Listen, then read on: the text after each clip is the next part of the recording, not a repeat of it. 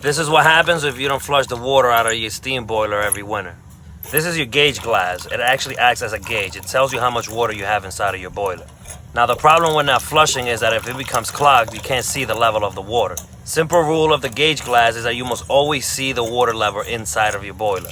If you can't see the level of the water, then that means that the water is either too high or too low.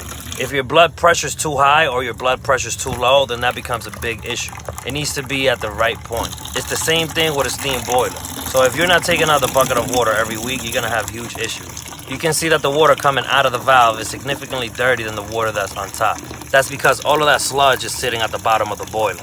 If you have 2 pots of water sitting on top of a stove, but you throw sand on top of the other one, the one that has sand is gonna take a lot longer to heat up that water. That's why it's very important to remove all of that sludge from your boiler once a week. For those that have an electronic low water cutoff, you only have to take water out until you see this red light come on.